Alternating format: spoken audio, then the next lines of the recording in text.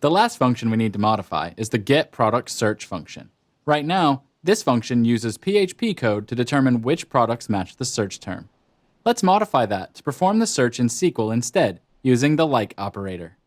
Open the products.php file in your text editor, and let's scroll down to the getProductSearch function. This function starts with the full list of shirts. It loops through all the shirts one at a time with a for each loop. It looks for the given search term in the name of the product. If the search term is found, the shirt is added to the results array. That array, with all the products that contain the search term in their names, is returned to the code that calls this function.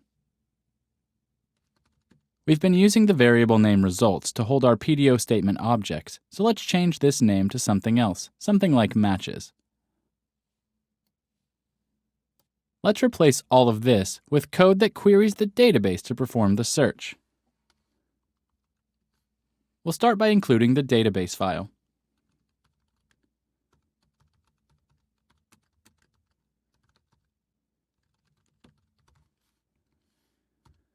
Then we'll add our familiar try-catch block.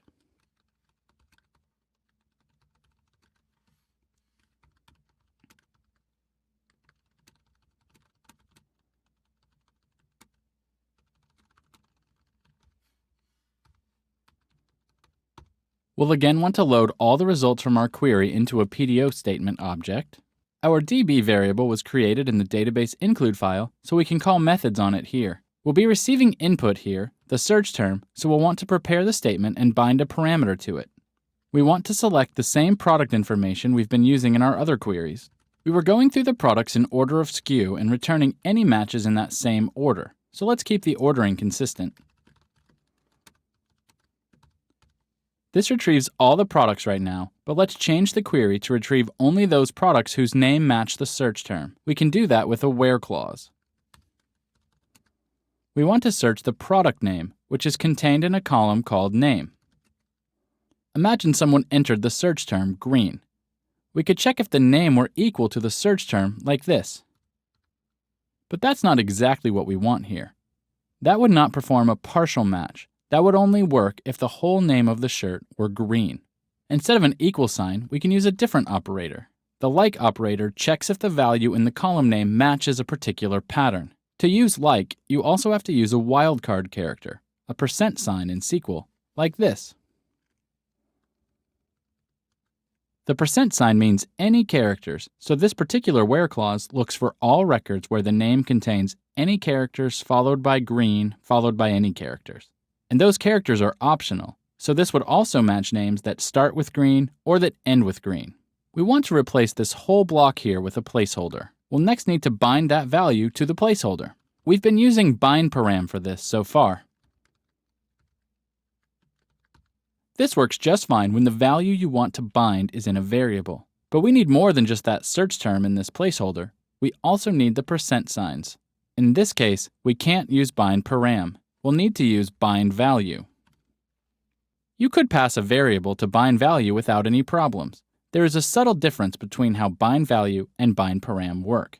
BindParam binds the placeholder to the specific variable, even if that variable changes later. BindValue, on the other hand, binds the placeholder to the value in the variable at the moment of the binding. In all the examples we've used before this one, either bindParam or bindValue would have worked just fine. With bindValue, though, we can use concatenation. If a site visitor searches for the word green, this code will replace the question mark in the query with %sign, green, %sign, and the bindValue method will surround it in single quotation marks. With this value bound, we can now execute the query. At this point, the data should have been retrieved from MySQL and loaded into the results object. Jumping down past the try-catch block, we can load all the results into a variable using the fetchAll command.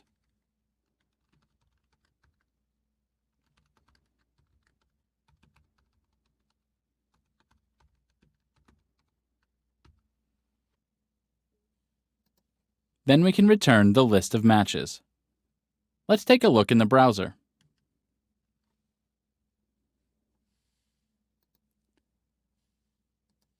We can perform a search for something like red. The getProductSearch function gets called, A query is executed to select all the shirts where the name is like red, and the matching shirts get returned. We have updated the function, and it's always a good idea to make sure your comments are still correct. This one has changed a little bit. We don't really loop through all the products anymore.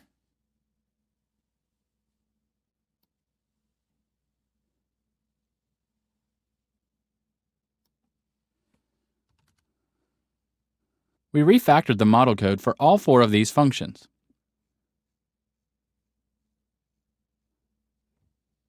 Scrolling down, we actually no longer have any place in any of our code that calls the getProductsAll function. That makes sense since we don't have any place on the website that displays all the products at once. I'll leave it in for future reference, but feel free to remove it. We should at least remove all this code for the old products array. This comment is taking up most of the product model code right now.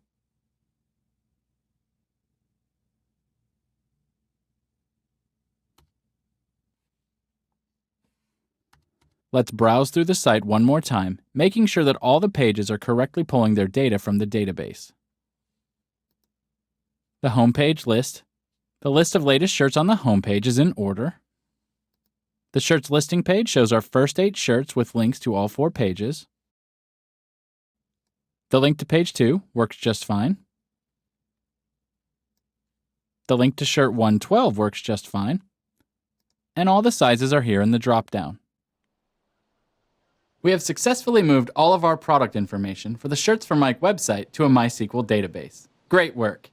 We covered how to work with the PHP Data Objects class, or PDO, as well as the PDO statement class.